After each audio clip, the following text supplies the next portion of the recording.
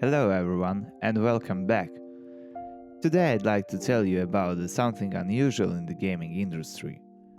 Both games in the Portal series have been around for over 10 years, yet new first-person perspective puzzle games are still being compared to them.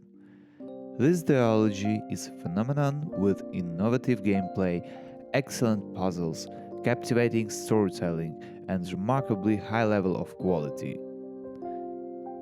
Since then, there have been some interesting releases in this genre, from the brilliant The Witness to the decent Market. The new game Viewfinder falls into the category of great puzzle games, and it had all the chances to become an amazing game that people would talk about for years. Most importantly, Viewfinder's core mechanic, for which the game was created in the first place, works splendidly. It's challenging to describe, and attempting to understand how it's implemented is almost impossible. The main character strolls through a small floating islands and occasionally comes across photographs depicting various locations. You grab a snapshot, zoom in on it, press a button, and voila! The objects from the photograph are transferred into the real world. If the photo contains a floor, you can walk on it. If it was a room, you could enter it. The mechanic never ceases to impress, especially when it's used differently depending on the puzzle's condition.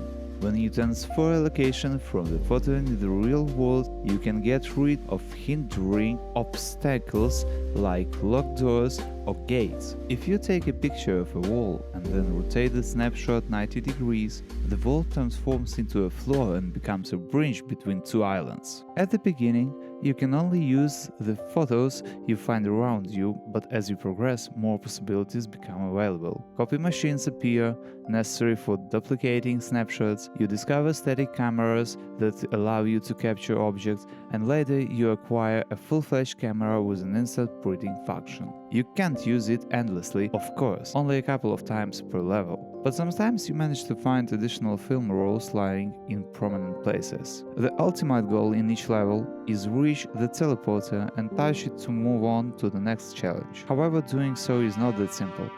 Sometimes the teleporter is placed on a wall or ceiling. Other times you need to activate it by switching 3 levers that are not easily accessible. In some instances, you must bring 2 or 3 batteries to it, yet there is only 1 battery available in the location. You start experimenting, photographing objects, trying to clone or flip them. Viewfinder generates many cool moments where you either feel like a genius or simply enjoy the unseen mechanic. Sometimes you don't even know if you solve the puzzle correctly, or if the developers expected different actions from the player. The game's friendliness is commendable.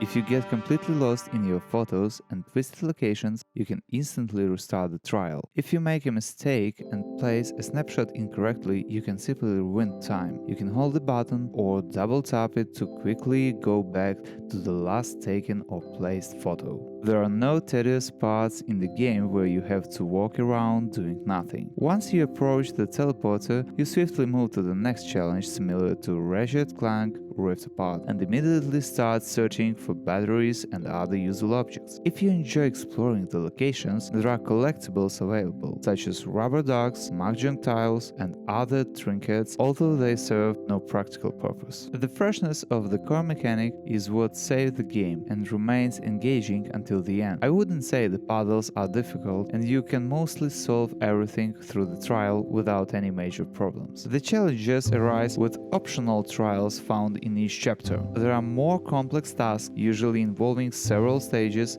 and requiring a better understanding of the mechanics. There are a few bonus levels, but they are executed exceptionally well. The game has the seed of interesting storytelling. In one of the diaries, a scenist describes how creating an artificial environment such as vegetation, water, and natural phenomena will force humanity to forget the scent of real flowers, but at the same time, it's only a way to return the planet to its former familiar state. The game needs more of such reflection, but still it doesn't make the game bad. If you evaluate it solely As a collection of unusual puzzles, it's practically a remarkable entertainment for 5 to 6 hours with an innovative idea that continues to surprise until the end. That's all for today. If you like this video, hit the like button. Don't forget to subscribe and hit the notification bell if you want to know about my new videos. See you soon!